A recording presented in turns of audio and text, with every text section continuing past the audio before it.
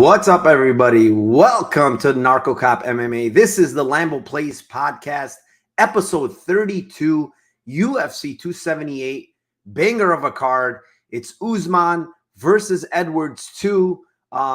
Just a great card here.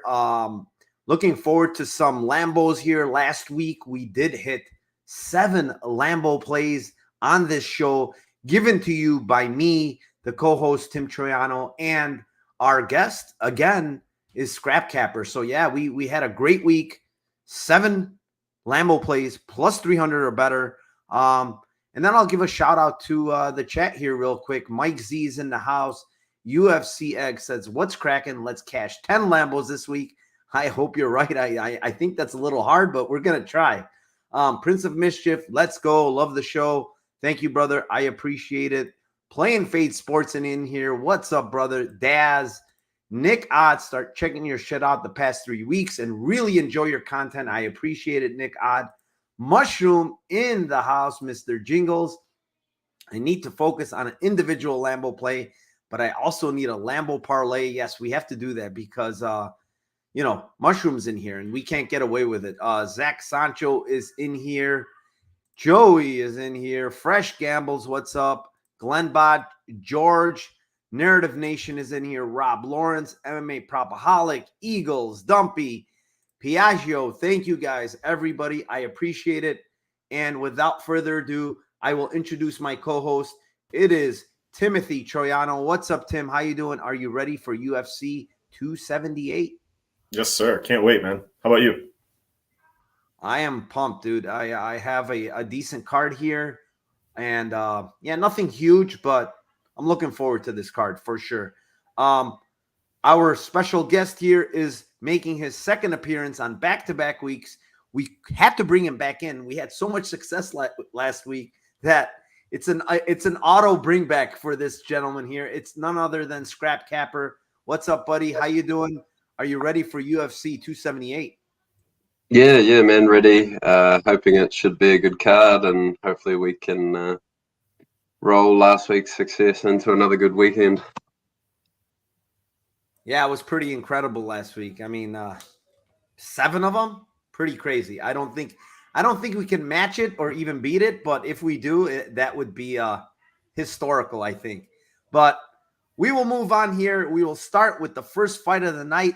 In the 125-pound division, it is Victor Moreno versus late replacement Daniel De Silva. Tim, what do you have for your Lambo play here? Yeah, I don't hate anybody on the taking the shot on De Silva in round 1 or like sub round 1. It's a pretty good line, but I'm going to go the other side. He's shown to just absolutely have no gas tank beyond round 1. So anything round 2 or round 3 for Moreno, I think is plus 500 and plus 900. Pretty good by me. All right. Round 2, round 3 for Timothy Troiano on the Moreno side. Scrap, what do you have here for your Lambo play? Yeah, I agree with Tim. I think it's like a reasonably straightforward fight to break down. De Silva might be able to have some early grappling success. Moreno can be pretty sloppy in the grappling. He can be easy to put in bad positions, but ultimately De Silva just hasn't shown ability that he can fight, an extended fight. So I agree with Tim on those like late round props. For me, the Lambo play, I think you can get this one at FanDuel. It'll be Victor Moreno to win by submission in rounds 2 or 3, and you can get that about plus 500. All right, round 2, 3 submission for Victor Moreno. I have basically the same breakdown like you guys. Moreno did get his black belt of recently, but I do agree with Scrap. I don't think he's very clean on the ground. He makes some mistakes. But the one thing that we know here is Daniel De Silva gasses. 2, he's taking this on short notice, so he probably is going to gas even more than normal. And 3, Moreno actually has a pretty good gas tank. So with that being said, I'm going to go a little differently than the submission prop, and I'm going to go the Moreno KO 2-3. It's plus 850. I do think he can sub De Silva. I just think KO might be more likely just because Aldo Moreno, not that he has a ton of power. I just think maybe just wilting De Silva away in round 2 and 3, and it's plus 850. I like that a little bit more than submission, but of course I do see that a submission can happen here. But I just took the odds, and I think I like the KO 2-3 at plus 850 on Aldo Moreno's side. Moving on, fight number 2. It is in the 135-pound division. It's Orichi Lang versus Jay Perrin. Scrap, kick us off here. Yeah, this is a pretty interesting fight. Seems to be one that might be a little bit harder and a bit more divisive when we're breaking it down. I've seen people kind of making cases for both sides. For me, my Lambo play on this one, if I can just find the odds wherever they've gone.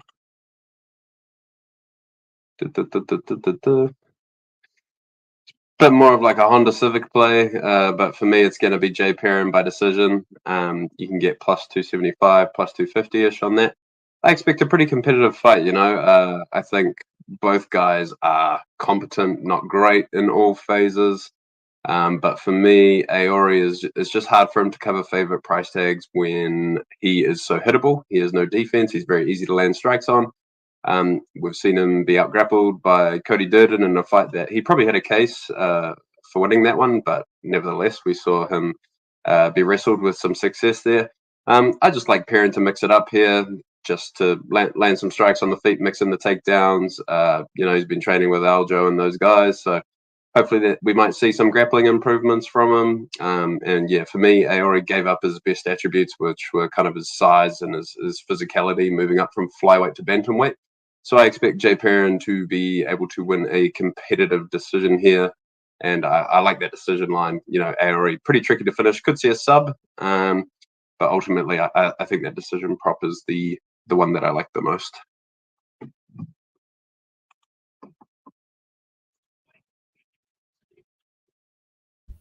You're muted.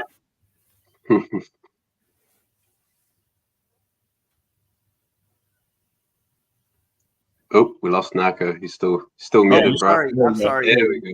My 2-unit bootcut play wins. I'm a little happy there at plus 160. But yeah, I mean, I do like the Jay Perrin side. I got in early at plus 164. He has the grappling advantage. Let's be honest. I mean, he's got you get takedowns here.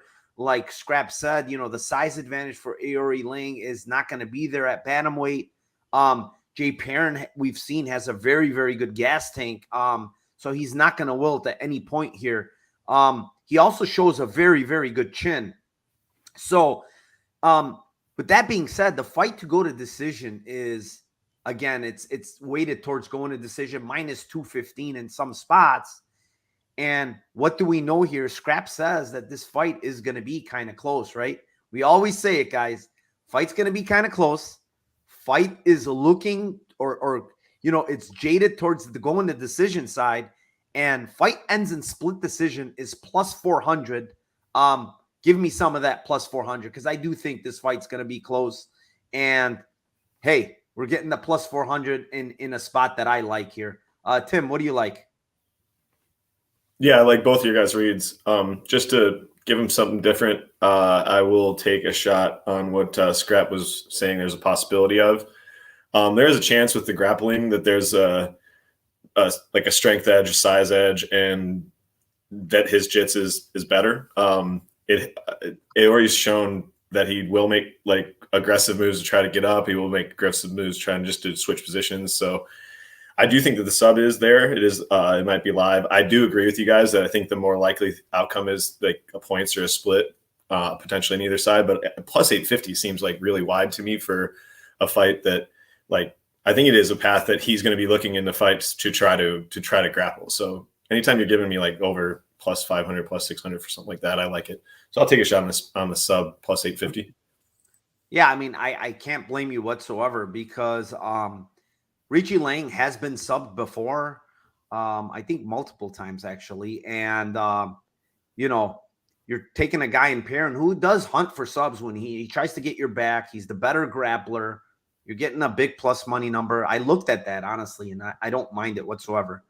But with that being said, I do want to thank all 60 of you already in here. Thank you very much. Hopefully, do me one favor though, guys. Hit the like, subscribe to my channel, and go tweet out this channel right now. Please get some more people in here. We're trying to get to 100. That was my goal today. Get to 100. After giving you 7 plus, 300 plays or last week, you have to try to do that for me, at least. Me, Tim, and Scrap here. That's all I'm gonna ask for the rest of the day. Fight number 3. It is at the 125-pound division. It's Amir Albazi versus Francisco Figuereto. I will kick this one off here. Albazi, I think he's solid. He's got good striking. He's got good grappling. Guy's good everywhere, little bit of low volume that I don't like. The Zumagulov fight was a little closer than I thought it would be, to be honest. But with that being said, Figueredo is very low volume himself. Yeah, he pulled off a knee bar against De Silva. I don't think that's going to work against Albazi. Those kind of things are not happening with Albazi. And, Albazi on the ground, I think, is better here. He's going to be hunting for submissions. If it gets on the ground, he's got a ton of submissions on his ledger, and it's plus 420 by submission. I like that look. I think that's a live look there for submission. Would I be surprised if Albazi knocked out Figueredo? No. But I also do believe, to be honest, this line's a little too wide. Minus 500 Albazi, after seeing him fight so close against Zumagulov, I don't agree with the line. But I do think the submission prop is live at plus 420. Tim, what do you like here? Yeah, exact same thing. I think he's got levels above him on the ground. And also you have like a major cardio edge too. So we didn't mention that this is going to be like in elevation and altitude, which is just a huge factor for all of these fights with anybody that gasses, as well as people that even are in shape. Like, it's going to affect everybody differently. So, but it guaranteed will affect the people that have shown cardio issues. And like round 3, Figueredo is terrible from a cardio standpoint. So, if the grappling isn't there, and I think the grappling will be there for the whole fight, but I think if he doesn't sub him early, I think it'll definitely be there in round 3. So, yeah, anytime you're giving me a plus 420, I love that number very much. So, yep. All right. Tim is on the sub as well. Scrap, are you joining us, or you got something good for this? Yeah, no, I'm going to have to join you guys. Money line, bit out of control, but I'm totally fine with Albazi being a massive favorite here. I think he dominates minutes. Figueredo's very low volume standing. Get up's not great. Goes for low percentage leg locks and stuff. We see him diving on straight ankle locks and stuff, and it worked last time for him. So I think we're not going to see him stray away from that, since he had success with it last time. I really like Albazi's game. I think he puts everything together really nicely, knows how to use his strikes to set up takedowns. And on top, he's got a really nice top game. I do think the sub is how he gets it done. He doesn't have much of a ground and pound game. His top game is pretty jiu-jitsu centric. He's using his hands for underhooks and cross faces to pass. He's not really looking to rain down and do too much damage with ground and pound. So I think we see him find the submission finish here. And just to mix it up, I'll go with the submission to come in rounds 2 or 3. And that's floating out there. I think you can get around better than plus 700, plus 750s are out there. Just because Figueredo, I think his physicality might help him survive the first round. His first layer takedown defense is not bad, but once you get past that, it does fall apart a bit. Once he's spent a bit of energy, you see those get-ups and that defensive wrestling really deteriorate a bit. So I think Albazi wears him out a bit and finds the sub in round 2 or 3. All right. Squad says it's plus 800 somewhere. I'm assuming it's FanDuel. Yeah, good price. I thought it was plus 850. I think I saw a plus 850 on FanDuel. Something like that. All right. Plus 850. Not bad. Mike says, first time watching, looking for some good plays. That's all we do is give good plays here, Mike. So thanks for joining. We will move on. It's fight number 4 at the 170-pound division. It is AJ Fletcher versus Ang Loosa. Tim, what do you got here? I was really excited about getting a good line on this fight for what I was going to call my Lambo, and I just got the shittiest line of all time. And I'm pretty sure you guys know what it's going to be, but yeah, ends and split. I was hoping that they'd give more because guys are dangerous, especially Fletcher brings it early. But yeah, ends and split decision for both guys. 11-1, 8-1, plus 450. I think the fight goes. I think there's going to be a lot of grappling. Both guys are durable. So, yeah. All right. Split decision. Tim is back. Finally, the first one of the night. Scrap, what do you got here? Yeah, I agree. I got on the over for this one pretty early on at -130. I'm expecting a pretty competitive decision, you know. You think Fletcher probably has more of the success early, perhaps slows down a bit, and Loosa is able to come into the fight a bit later on. You probably give Loosa the advantage standing for most of the fight. You know, Fletcher's capable of throwing some heat early, but his striking technique and process is not great. He kind of relies on just like trying to bum rush guys with his power. So, you know, with that being said, again, it's not quite a Lambo play, but for me, I like the Loosa decision. You can get the plus 300. Like the splits that Tim highlighted are a good angle, I think, because I think there is potential for rounds to be close here. So I wouldn't be at all surprised to see this go to a split decision. But for me, I favor Loosa with the bit more proven cardio. I think he'll have a striking advantage with his length and his technique on the feet. So yeah, that Loosa decision I can see plus 300 at FanDuel, so that'll be the one for me. All right. Scrap is on the Loosa decision.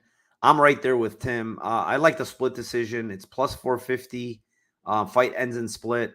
Listen, both guys I think are very durable. Loosa is super durable. I think Fletcher is durable. He's shown durability in his last fight. Cardio advantage, I do agree with Scrap. I think goes on, but early, I think AJ is a little more dangerous. His striking's not as polished as Ang, but I do think he's a lot more explosive and a lot more dangerous on the feet. But yeah, I think this fight goes to decision. I played the over 2.5 like you did, Scrap. I got a not as good as a line. I got -145, but I do think this fight goes to decision. And with that being said, knowing that it goes to decision, I think it's a close fight. Split decision, plus 450. Give me some of that. Moving on, fight number 5 at the 145-pound division. It is Sean Woodson versus Luis Saldana. Scrap, you can kick this one off. Yeah, again, I think most people are probably going to be looking at similar angles here. You know, so quite a few similarities to the Moreno fight. Luis Saldana is just not a fighter that I look to get behind with my money in any way, shape, or form.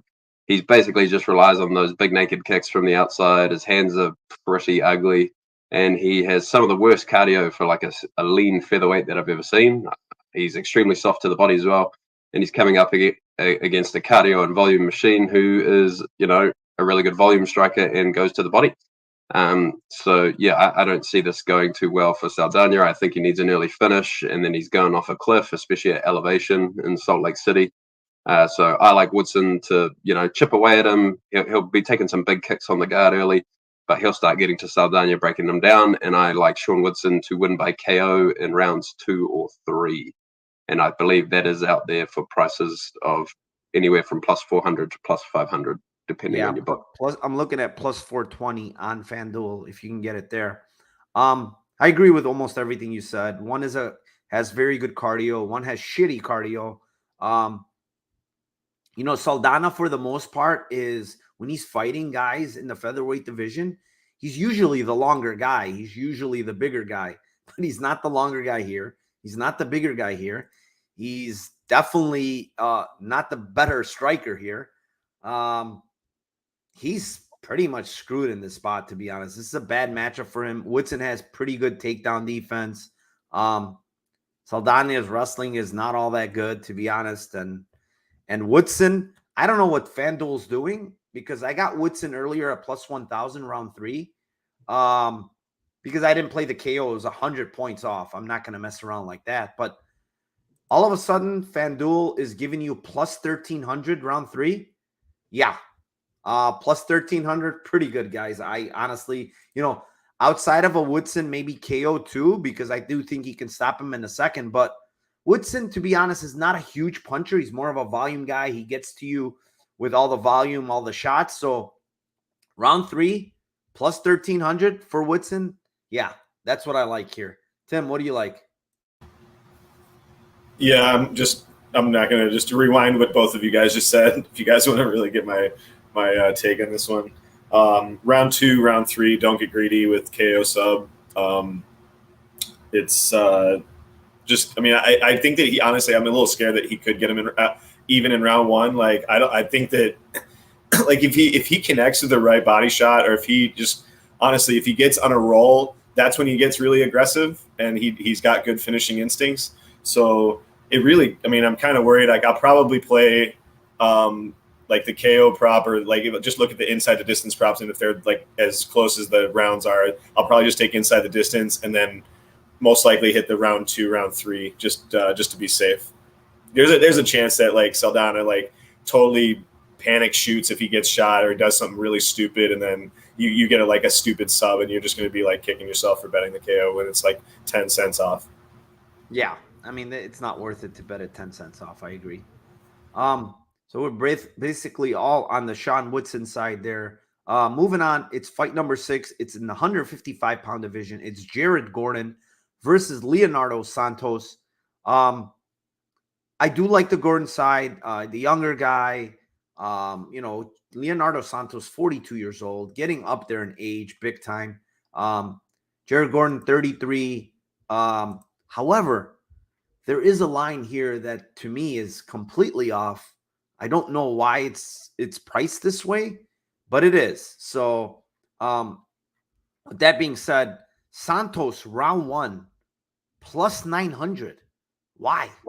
The guy is so front loaded at this point, to be honest. And Jared Gordon historically has not shown a good chin, man. Like, Oliveira got him out of there in the first. Diego Ferreira got him out of there in the first. The one thing we do know with Leonardo Santos is he's very freaking dangerous in the first. We saw what he did to Clay Guida. If that was, put it this way, if that was Jared Gordon, would he survive what he did to Clay Guida? No shot does he survive that. So the guy's super dangerous. He's got a lot of early knockouts. He knocked out Kevin Lee early. He knocked out Stevie Ray early. Stevie Ray is pretty durable. And I don't think Jared Gordon is all that durable, to be honest. And I do think he gets starched early. Plus 900 round 1. Yeah, I mean, I think it's probably Santos's win condition. So, Tim, what do you like here? Yeah, I love what you're saying. Yeah, I mean, like this fight is just it's Santos. Like, what's the line if Santos lasts 2 seconds longer with Grant Dawson? Yeah, it's completely. I mean, I'm not saying that the dude. Plus the fact that he wins the decision, right? And then everybody always talks to like. I'm not saying that he doesn't have like he's got world-class cardio. I'm not saying that, but like to say that he didn't fight that fight, I'm like, no, I saw it. He was close, and he was inches away from getting a decision against Grant Dawson, who just outlasted Gordon and subbed him in round 3. I'm not playing math with it. I'm just saying like same opponent. One barely got outlasted, and same thing with the other one, right? I think the KO one, like you said, I don't like before, like we were talking about the last fight with Woodson, and it's like 10 cents off. Like I love the round 1 being 9-1, but KO 1 is 18-1, and like, yeah, I mean that's a wide enough range to take a shot on both of them. And I do think I don't think that's his only path. Obviously, he's a great Brazilian jiu-jitsu, but I think that I also think that he's going to try to just get the kill. I do think that he's going to go for it again. So, yeah, I'm going to definitely take a shot on those. Yeah, I like that more for sure, the KO. The only thing I was afraid of is because Gordon grapples so much, and I could see like a club and sub, which I was very afraid of to just play. Totally. I would be so mad at myself if that happened. So, yeah, that's why I went with the more safer route and just round 1. But I like that too. It's a big price. Scrap, what do you like here? Yeah, I'm rolling with Tim. I agree with pretty much everything you guys said. I think this is a massive knee jerk to the Clay Guida fight. Regarding the Grant Dawson fight, yeah, like I thought that was super competitive. He was actually down 2-0 on 2 judges' scorecards in that fight, which personally I don't agree with. I had Grant Dawson in that fight, and I remember when when the finish happened, I was like, man, I got bailed out there big time. I was expecting him to be on his way to losing that decision, but turns out it wasn't the case. And yeah, like he that Guida fight that could have easily been stopped like 5 times, and if it was, I think we'd be looking at a very different price here. So yeah, I like that KO one at that huge line Tim highlighted. I understand Narco going with that safer play. I'm a degenerate. I'm going to take the big number. I don't think Santos is out there like looking to proactively wrestle because he knows the effect that it has on his gas tank. We could see a club and sub type thing though, right? Because Jared Gordon's likely going to start panic wrestling if he gets hurt, taking a bad shot and perhaps just sticking his head into a choke. But ultimately, I think Santos would prefer to get it done with strikes. So I'll roll with that first round KO for Leo Santos. All right, you guys convinced me to add a little bit to that too. So I think I might add that KO one as well. Moving on. It's fight number 7. It is in the heavyweight division. It is Marcin Tybura versus Alexander Romanov. Tim, kick this one off. All right. I'm going to take a shot on some wild one here. All right. So I kind of feel like this could totally get burnt up, obviously. It's most likely going to. It's a very, very long shot. I'm going to say Tybura in round 3 and or Tybura sub in round 3.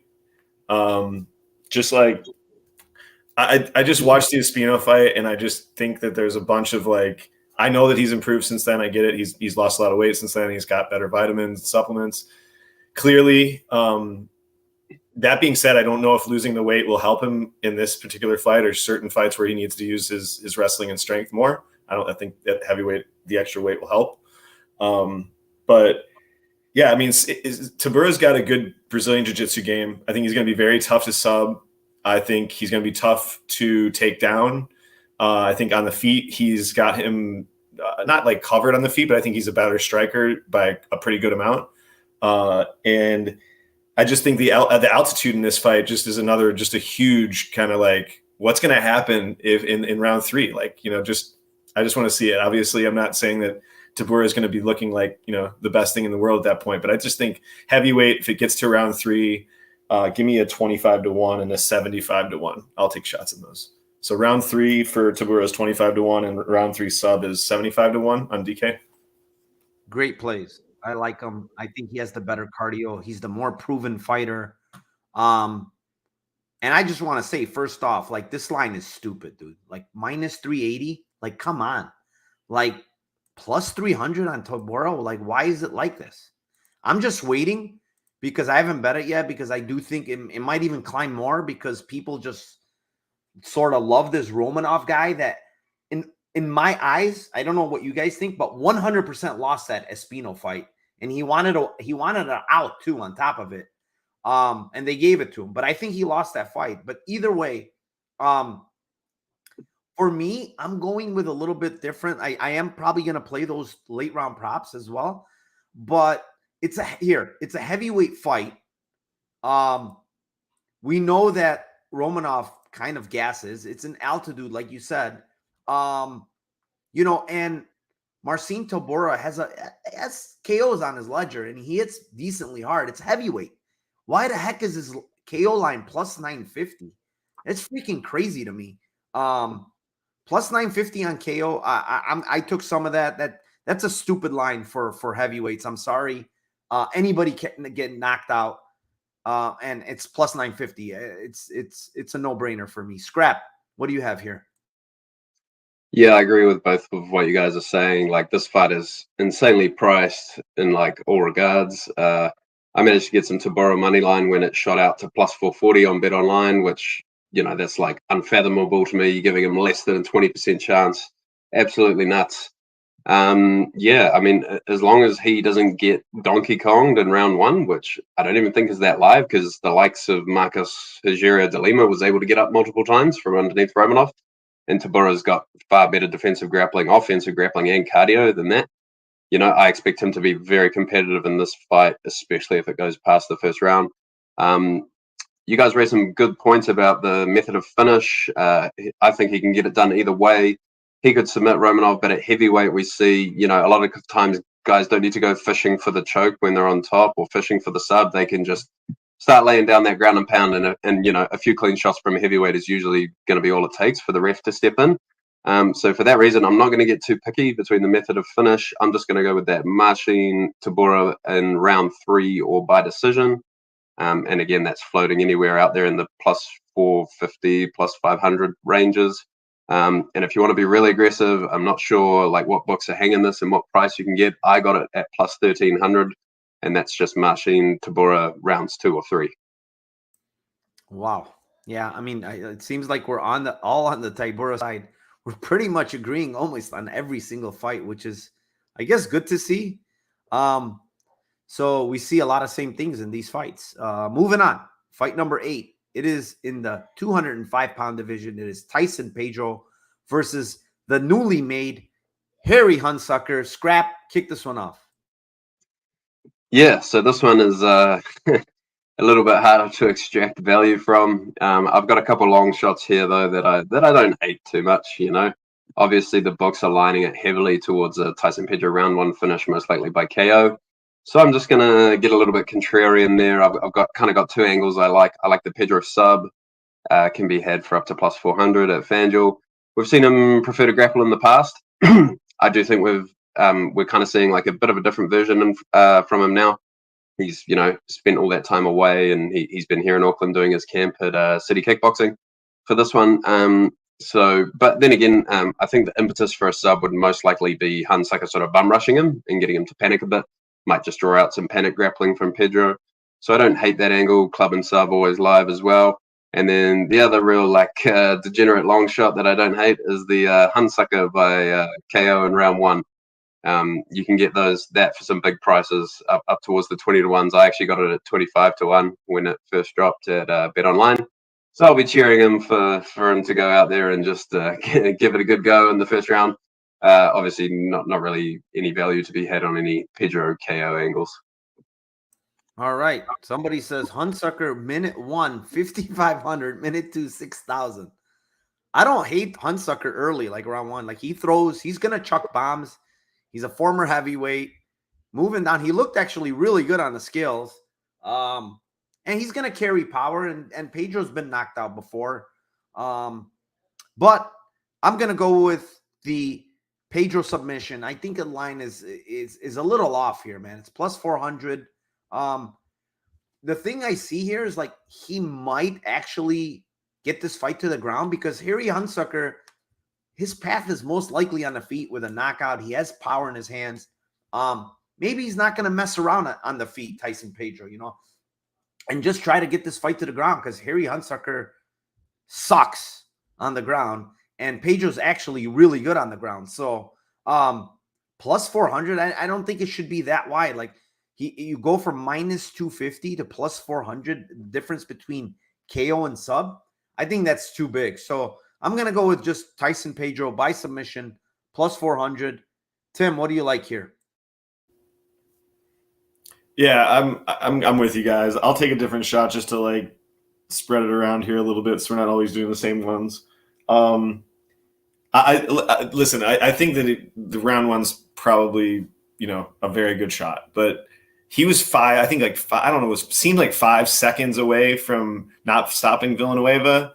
And I had a round 1 ticket on that fight, just stupidly betting minus something on a prop. And I was like, what the fuck am I doing? I must hate myself betting this. And then is there a chance? And also Harry Hunsucker seems to be like his, I don't know, maybe he's got a bet that fight starts round 2 or something like that. Because he was actually I'm going to get to round 2 this time. So let's go. I'm going to actually combine what you guys are saying on the sub prop, and I'll take a shot since we're going a little against the grain. I'll go sub 2 at plus 2,600 for Pedro. All right, sub 2, 2,600. We are going crazy on this show today, but we will move on. Fight number 9. It's Lucia Padalova versus Yanan Wu. I want nothing to do with this fight. Again, back to the same bullshit, low-level stuff that I hate. it's it's just a fight I don't want to touch. But with that being said, Wu might land a takedown or two here. She does have some submissions on her ledger, even though I don't like her grappling that much. But Padalova has a terrible look in being subbed by Antina Shevchenko, and Wu's subline is plus 1,200. Like, I'm going to have to just take a little sprinkle. Not much. This is probably one of my least favorite Lambo plays, but I'm going to take a little bit of the Wu sub plus 1,200. Tim, what do you? I already did take a little bit of the Wu sub, just to let you know. So, yep, right there with you, 1,000,000%. This also screams split decision, but yeah, my prediction will be a sub as well, 12-1. All right. Also, the submission 12-1. Scrap. What do you like? Tim, I couldn't believe you didn't pick it. I don't have the DK obviously, but what are the split props? Split 7.5-1, 7-1, and then 4-1 total for ends and split. No, it's 330, Tim. 330. Ooh, down. That's yucky. Yeah, you're better off just splitting the 7-1 and 7.5-1 if you do it that way. Yeah. I think that's the play. Like I think Wu sub is like definitely the best sort of long shot angle because she's got the grappling upside, and if she goes for takedowns, submitted by Antonina, and Wu's got a submission win in the UFC, so why not? But since you guys, I don't want to triple up, I'll go with those split decision props. All right, the split decision for Scrap. I don't mind it. It's just it was so damn low. I kind of skipped it. I had written down split, and then I'm like, nah, Wu submission.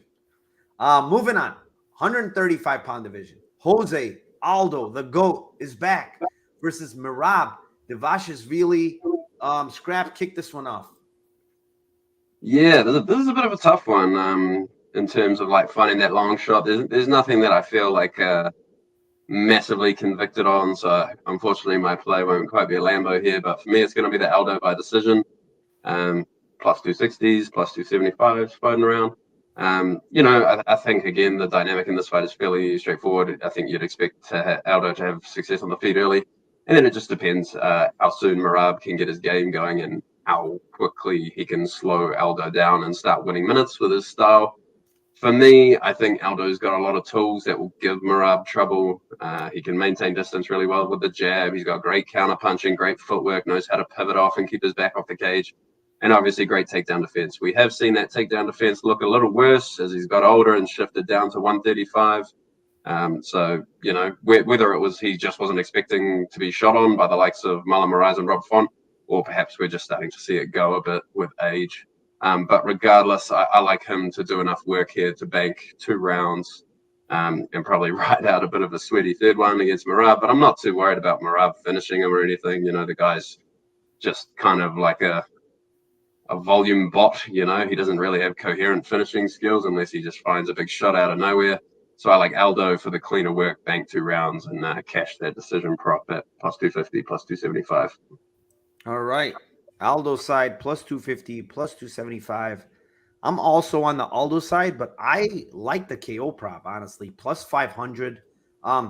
Is Merab durable? Yes, but, Moraes, like, honestly, the ref could have even stopped that fight against Marlon Moraes. Like, he was that hurt in that fight.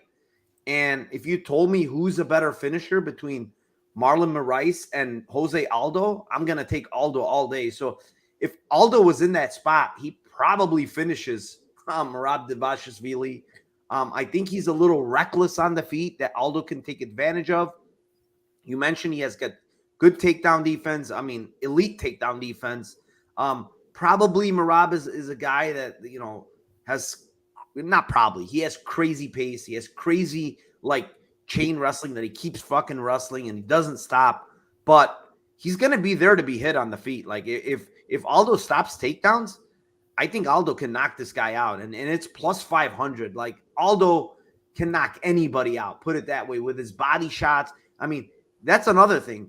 Merab is going to feel some body shots that he's never felt before in his life. And Peter Yan broke this guy in I'm sorry, not Peter Yan. Ricky Simon choked this guy in the 3rd round. If I remember correctly, I think Ricky Simon hurt him in that fight. I'm not 100% sure, but I do think he hurt him in that fight. And Jose Aldo's a different animal, man. Like, he can kill you if he hurts you. And with that being said, plus 500, I think is a line that's a little too big. So, Tim, what do you like here? Yeah, I'm with you on that one. Aldo by KO for the exact same reasons. I obviously feel like they're trying to pass the torch, but their marketing this is so great because they'll spin it either way with whoever wins and say, Aldo, let's do it, or Merab, new blood. So I lean the same thing as you. I lean the Aldo KO. He stuffs a few takedowns. Maybe he gets a leg kick off and slows him down a little bit. Yep, all the same reasons. All right, Aldo KO for Tim as well. And then we will move on. It is the co-main event of the night in the 185-pound division. It is Paulo Costa versus Luke Rockhold. Scrap, this one's off to you. Yeah, another one of a bit of a tricky one, I kind of do tend towards thinking that Luke's pretty washed, and he's, got a hard task in front of him here. A guy in Paulo Costa who's shown pretty good takedown defense, and the ability to go hard for 3 rounds, throw a lot of volume. Luke's striking defense not great, especially in the boxing. Chin doesn't look great these days. Long layoff, multiple serious injuries, so quite a few red flags on that side there. That being said, I don't see any real, Lambo way to play Costa because the KO could come at any point, right? So for me, I'm actually going to be taking a shot on Luke to win inside the distance. Don't see him really having any decision equity. This play would need him to come out, grapple, find takedowns. Although there's still all those red flags I mentioned, I would expect him to still have the skills that he's shown, earlier in his career, that he has from the top position. Nasty ground and pound, some good submissions, and just a really slick top game. So at plus 600, that'll be the Lambo play for me. I don't want to get too cute trying to choose between a KO and a sub. I've seen big ground and pound and good submission skills out of him. I'm not going to choose, and I'll just roll with that inside the distance plus 600. Yeah, I mean, I should just put everything you said on rewind and basically say that, because I was going to start off with, I think Luke Rockhold is washed, one. I don't think this fight is going even to see the 3rd round, which I have a bet on. Fight doesn't start round 3, is minus 170. I got it at minus 175 on DraftKings. I also believe that probably the only way to play this fight as a Lambo play is the Rockhold side. But I did choose between the, KO and sub, and I went with the sub. It's plus 1,000. He subbed some pretty good guys on the ground. I do think Costa's tough as nails, like when it comes to trying to get the guy out of there with a knockout. Yes, Adesanya did it, but when you watch, some of these fights, the guy is super tough. He's super durable. The Vettori fight showed it too. Rockhold is nasty on the ground. He's got nasty ground and pound too. But I think, maybe doing the ground and pound can eventually make Costa give up his back or something, and he can land a sub. However, guys, don't get this mistaken. I don't like the Rockhold side. I think he's going to get knocked out. I think his chin is toast. And all the, hoopla he's been talking about, it's all bullshit. Dude, 37 years old, being knocked out in 3 out of your last 4 fights, being in a layoff for almost 3 years when you're 37. What is he recovering his durability all of a sudden? Fuck that. I think this guy is toast. He's coming off a herniated disc where he pulled out of a fight. There's so many red flags on this guy. I'm sorry. You gotta play the Costa side. Like, I'm not gonna play the money line. Don't get me wrong, but fight doesn't start round 3 or something like that. Yeah. Tim, what do you have here? Yeah, I like the KO2 for Costa plus 360. It's kind of could happen in KO1 as well, but it's plus 220, and I don't want to give you guys a Corolla, but I do think that Corolla could actually cash. So if you like Corollas, do that one, but I'm going to give you a Lambo at plus 360 and say that maybe he gets him close to out of there in the 1st round, or maybe even Luke has a little bit of success keeping some distance and getting some kicks off, and then Costa finishes him in round 2. But I think Costa finishes him in round 1 or 2 pretty confidently. Yeah, I mean, I think he's gonna end him, but I know some people are like a little bit on the Rockhold side. Like, why? Like, what gives you the confidence? I haven't seen any confidence from this guy on tape. Yeah, you could talk all you want. That means absolutely nothing when you get in the ring because he hasn't displayed any of what he's been saying. So, um, yeah, guys, we're getting here to the main event. There's 70 of you in here. Thank you very, very much to each and every one of you. I appreciate you. Hit the like, subscribe to my channel, spread the word, please. And with that being said, we will move on to the main event of the night. It is an 170-pound division. It is fight number 2 between Kamaru Usman and Leon Edwards. I will kick this one off. I like the Usman side, man. Like, the guy stand up is improving a lot. He's got the grappling advantage here. I've heard a lot of people say, well, he's not really grappling of late. He's straight. Yeah. I mean, you're facing Colby Covington. You knock out, Masvidal. He did get some takedowns in that fight. He ragdolled Masvidal in the first fight. He's going to be able to land takedowns, I believe, against Edwards. And the more dangerous guy on the feet, I think, as far as power is concerned, is on the Usman side. So with that being said, Usman KO 345 on FanDuel is plus 750. I'm going with that as my Lambo play. However, I did play a big play on Usman, most takedowns, and Usman money line at minus 140 on DraftKings. I think that line is gone, though. It's a pretty big play I have on that. Tim, what do you have here? Yeah, I love that play. Same, just a different variation. Round 3, round 4, round 5, 14-1, 22-1, 29-1. Usman just breaks him over time, and altitude helps him out in making him break. Could it go to decision for sure? Yeah, I don't hate anybody taking a shot on that, but I think he finishes him. I think he's got some motivation to want to finish him. So nothing, all narrative based, but yeah. Yeah, I mean, he's finished 3 out of 5 fights, and even the last one against Colby had Colby hurt, so a couple of times. So, like Edwards flying in, coming out in altitude, all things like honestly are against him.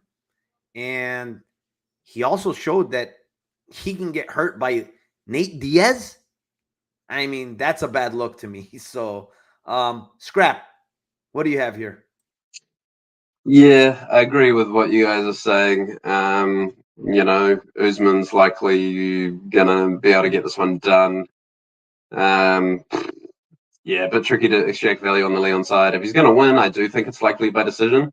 I think he can hurt Usman early because when he does let it go early and he's fresh, he throws some heat. But he just doesn't seem to follow up. When he has guys staggered. And Usman's shown some reasonable recoverability and a decent poker face. So although Edwards by decision at plus 900 is, can't hate anyone taking a shot on that.